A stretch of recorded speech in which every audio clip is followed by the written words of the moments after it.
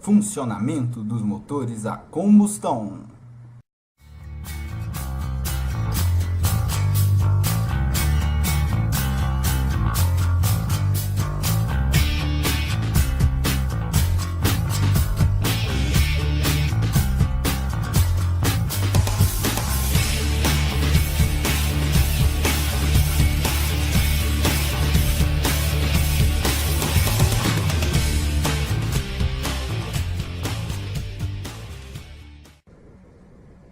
Motores de combustão externa foram os primeiros motores a ser amplamente utilizados, geralmente em locomotivas, navios e fábricas. Esses motores têm como base o princípio da transformação da energia química em energia térmica, visto que a combustão, processo exotérmico, produz calor. Esse calor aquece a água, que ao entrar em ebulição começa a se transformar em vapor, e é a força expansiva do vapor quem é transformada em energia mecânica. O funcionamento dos motores de combustão externa se dá da seguinte maneira.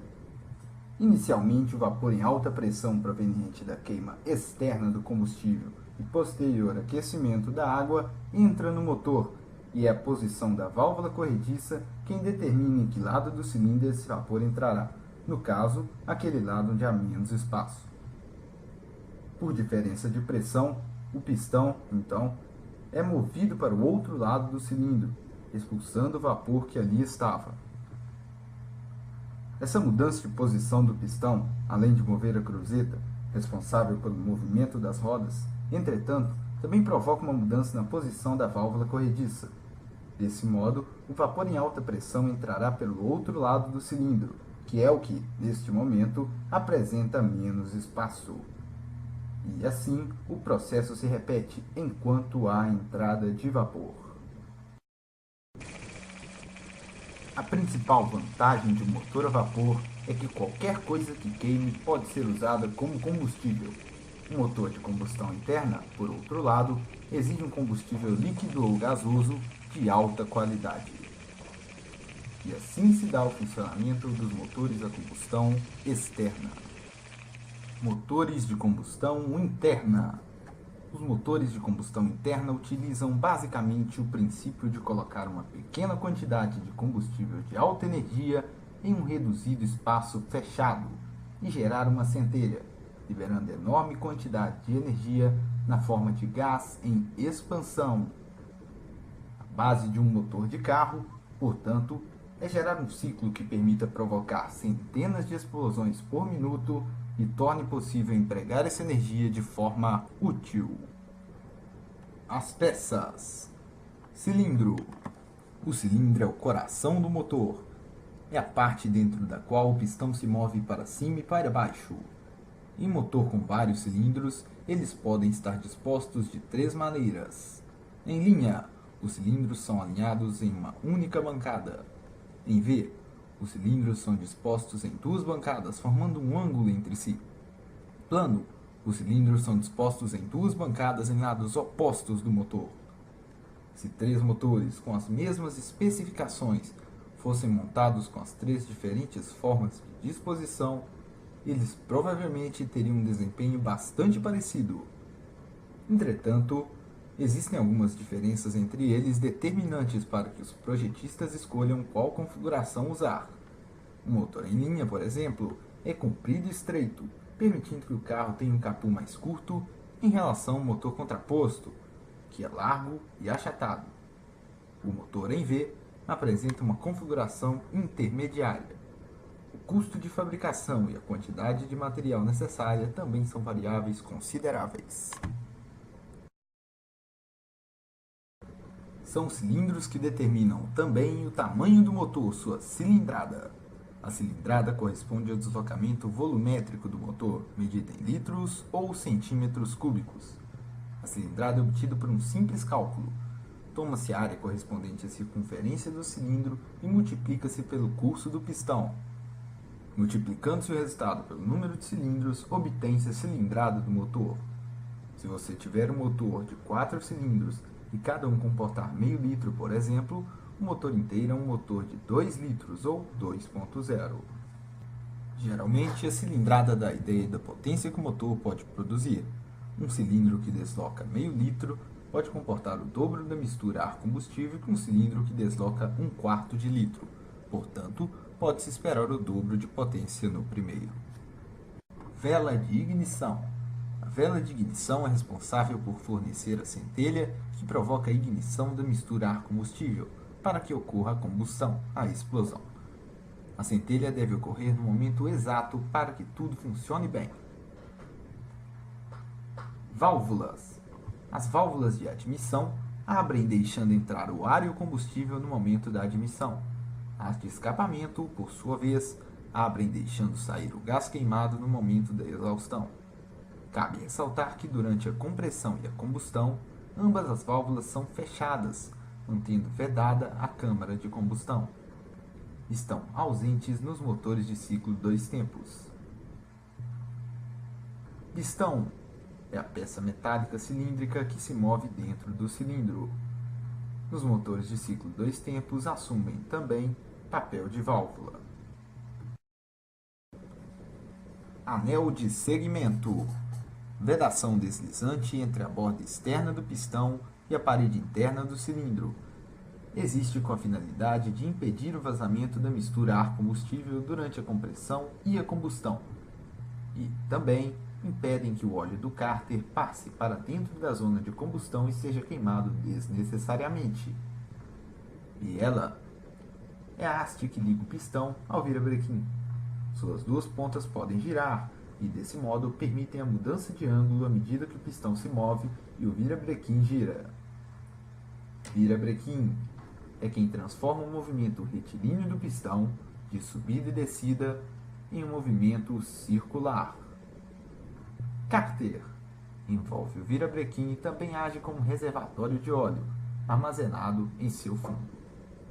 O ciclo 4 tempos.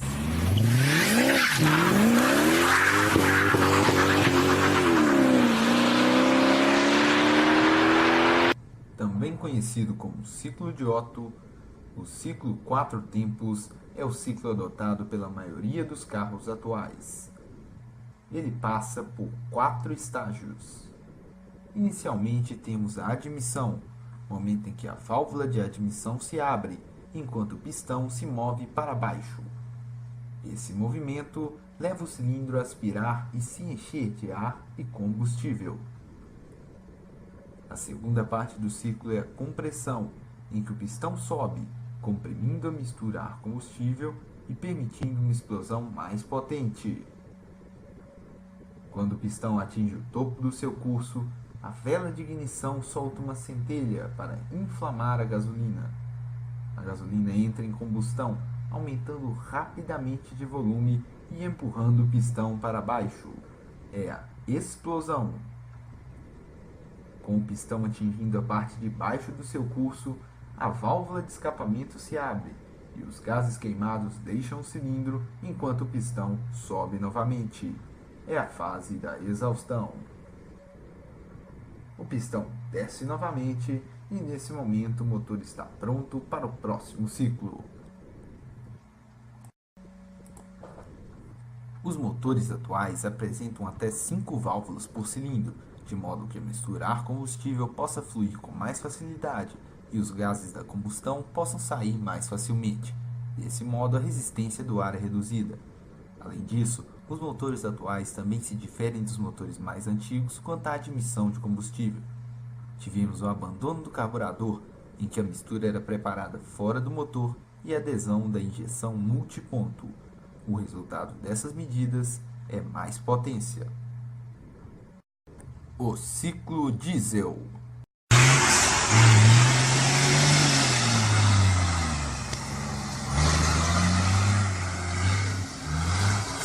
Os motores a diesel também realizam o ciclo 4 tempos, mas possuem algumas diferenças. Enquanto em um motor a gasolina, a mistura de gasolina e ar é aspirada, comprimida e a ignição feita com uma centelha, o motor a diesel puxa o ar, comprime-o e então injeta o combustível no ar comprimido. O motor a diesel não tem vela, é o calor do ar comprimido que inflama o combustível. A grande diferença entre um motor a diesel e uma gasolina está no processo de injeção. A maioria dos carros a gasolina usa injeção antes da válvula, a injeção multiponto, ou um carburador, ou seja, toda a mistura é carregada para dentro do cilindro para então ser comprimida. Nesses modelos de admissão, a compressão da mistura é limitada, afinal, se o ar é comprimido em excesso, a mistura sofre ignição espontânea depois da ignição e provoca detonação.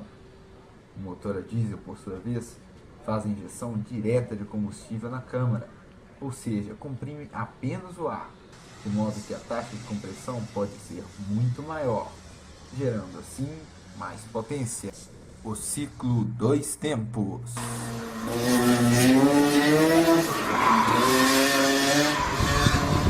Os motores de ciclo dois tempos apresentam características peculiares em relação aos de ciclo quatro tempos. Esses motores não têm válvulas de admissão e escapamento, nem comando de válvulas, o que simplifica sua construção e reduz seu peso. Basicamente, o próprio pistão é quem age como válvula. Quando o pistão se aproxima do fim de seu curso, a janela de escapamento se abre e a pressão que ainda existe no cilindro leva a maioria dos gases queimados para fora dele. Quando o pistão finalmente atinge seu ponto mais baixo, a janela de transferência se abre. Tal janela permite a entrada da mistura, que ao entrar, desloca o restante dos gases queimados e enche o cilindro com uma nova carga de combustível.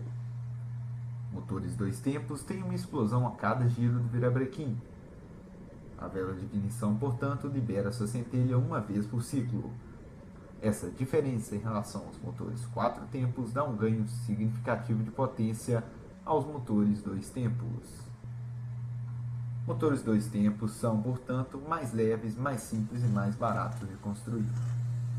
Entretanto, a falta de um sistema de lubrificação nesses motores faz com que eles não cheguem nem perto de atingir a durabilidade de um motor quatro tempos. Além disso, eles não usam combustível de maneira eficiente e são motores muito poluentes. Afinal, o óleo queima junto com o combustível e, além disso, a entrada da mistura com a janela de escapamento ainda aberta faz com que parte dela saia do cilindro. São, portanto, motores mais utilizados quando não há uso com frequência e há uma maior exigência de peso-potência. E essa é a base do funcionamento dos motores a combustão.